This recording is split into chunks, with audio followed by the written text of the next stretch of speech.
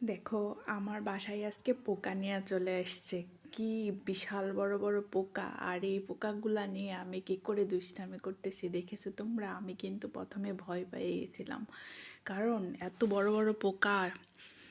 মাগো মা, কি কালো দেখতে আর কি ভয়ঙ্কর ভয়ঙ্কর! দেখছো তাদের সুরগুলা? এগুলো দিয়ে যদি আমাকে একটা আঁচিড় দেয় তাহলে আমি কোথায় হারিয়ে যাব, আমাকে আর খুঁজে পাওয়া যাবে না। এগুলো দেখতে যতটা ভয়ঙ্কর, মাগো মা, পানির মধ্যে যখন চলে তখন কেমনই বা ভয়ঙ্কর সুন্দর লাগে দেখতে। তো পোকাগুলো নিয়ে চলে আসছে আমার বাসায়। আর সমুদ্রের বা সাগরের আশেপাশে থাকলে বা আশেপাশে কোনো এলাকায় বসবাস করলে দেখো কত সুন্দর, কত সুবিধা এগুলো খাওয়া যায়। এগুলো তো আমার ভীষণ মজা। আমি ছোটোর থেকে চিংড়ি মাছ ভীষণ পছন্দ করি। ছোটোবেলায় আমাদের পুকুরে কচুর পানা হতো, এই কচুর পানা টান দিয়ে তুললে একদম ঝোপা ঝোপা হচ্ছে চিংড়ি মাছ থাকতো। ওগুলো তো দেশি চিংড়ি, তো অন্যরকম একটা স্বাদ ছিল। তো এগুলো হচ্ছে সামুদ্রিক মাছ, সামুদ্রিক চিংড়ি। এই চিংড়িগুলো হচ্ছে একটু কালো টাইপের, কেমন যেন একটু। তো দেখো আমার জামাই কেমনে কেমনে এগুলো পরিষ্কার করতেছে, বরের একটু ডর করে না এগুলা কেমনে কেমনে পরিষ্কার করে। চিংড়ি মাছ আমি পরিষ্কার করতে পারি না, আমার ভালো হয় না, একটু একটু করে শিখছি বরের কাছ থেকে।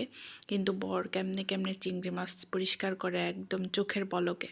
বরের একটু ডরও করে না, বর কেমনে কেমনে এই চিংড়ি মাছগুলো পরিষ্কার করে একেবারে চোখের পলকে শেষ করে দেয়।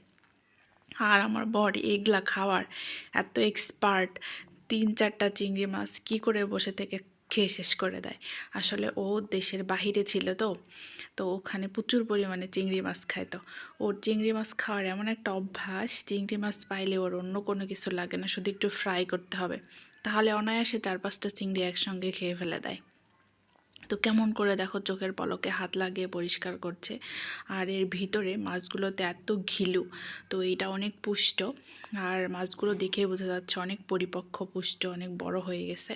তো এর ভিতরে জেল থাকে, তো এগুলোর মধ্যে জেল ছিল না, অনেক ভালো মাছগুলো। তো এই যে মাথার মধ্যে একটু করে করে সামান্য ময়লা না কি যেন থাকে, জামাই এটা পরিষ্কার করে করে বের করতেছে। তো ওর মাছ পরিষ্কার করা আমি দেখতেছি আর ভিডিও করতেছি। আমি কিন্তু এইরকমই, যখন মাছ নিয়ে আসে তখন মাছগুলো কিন্তু ওই সুন্দর করে আমাকে এভাবে গুছিয়ে দেয়। আর আমি ভিডিও করতে ব্যস্ত, এক্সপার্ট। দেখছো এমন বউ লাগবে। দেখো মাছগুলো কি সুন্দর করে পরিষ্কার করেছে, আর মাছগুলো কি সুন্দর চকচকা হয়েছে, আর মাছগুলোতে কি পরিমাণ ঘিলু। আর কিছু কিছু চিংড়িগুলোতে তো ডিমও হয়ে গেছে। তো অনেক ভালো লাগতেছিল সব মিলে। এগুলো ফ্রাই করলে যে কি মজা লাগবে খাইতে।